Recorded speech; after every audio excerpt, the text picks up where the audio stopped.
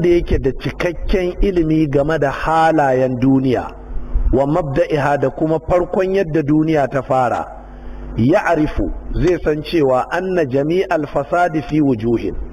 dukkan barna da kaga ta faru a duniyan nan ko to ta faru ne ta wasu fuskoki daban wato ku duba yanzu kamar mu mutane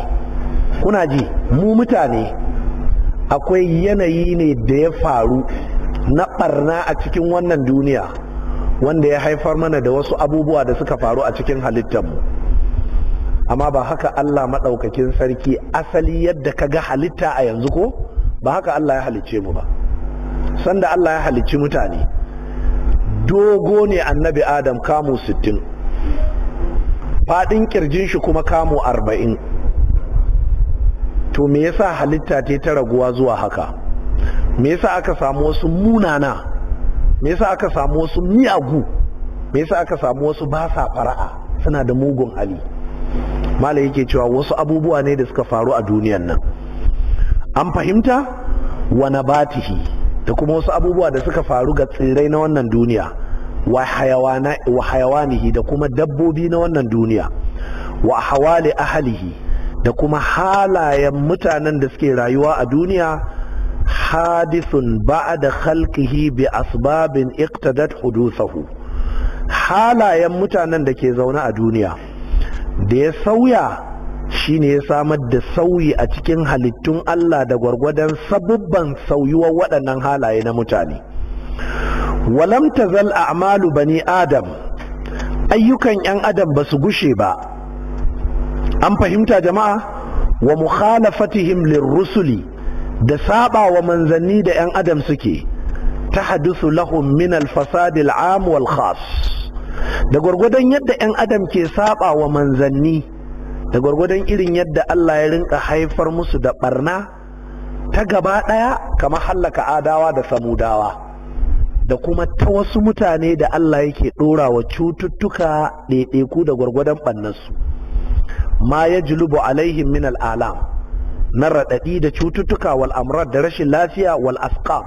da ciwurwuka wal tawa'in da annoba wal quhut da kuma rashin ruwa wal jujub da kuma ainihin fari wa salbi barakatil ardi da kuma cirewa ƙasa albarka wa thimariha da 'ya'yan itatuwa wa nabatiha da kuma tsirrai wa salbi manafi'aha da kuma cire amfanin da ke cikin ainihin amfanin gona au naqsiha ko kuma rage su umuran an gane au nuqsaniha ko kuma raguwar su umuran mutatabi'a yatlu ba'daha ba'dan al'amura ne waɗanda suka rinka biyo junansu fa in lam yattasi ilmuka li hadha yanzu abin da ibn al-qayyim ke ce maka kowa ya saurara bari in takaita fassara abin da yake cewa wato bari ku ji jama'a za ku ji ƙarshen karatun nan zai zo ya bayyana in Allah ya so saboda karatun nan a same shi munsajiman gobe ma shi za mu yi insha Allah wato ko shinkafa da dawa da alkama da gero da sanda Allah ya halice su ba girman su ba kenan za ku ji karatun nan zai bayyana zunuban 'yan adam ne ya sa dawa ta rinka raguwa har ta zama yadda take gero ya zama har yadda yake zunuban 'yan adam ne suka sa wannan alkam'a din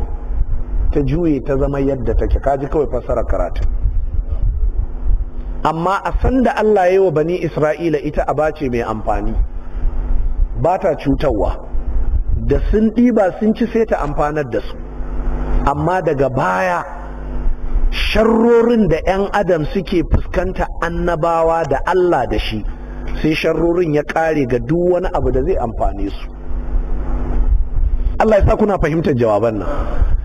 wannan ita ce jimillar amsar da ibn al-qayyim yake so ya kawo to amma a ƙarƙashin amsar in muka zo gobe muna karantawa za ka yi mamakin Allah zai kawo maka waɗannan abubuwa don haka za ka ga hatta albarkar da ruwan sama yake da ita a da yanzu ba shi da ita albarkar da koguna suke da ita a da ba su da ita a yanzu albarkar da ƙasa take da ita a da ba ta da ita to sai ka koma ka gani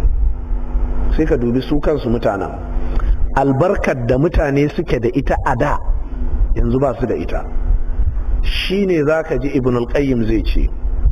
Allah ba zai gushe ba yana kama mutane da zunubansu a kansu, yana dora musu cututtuka,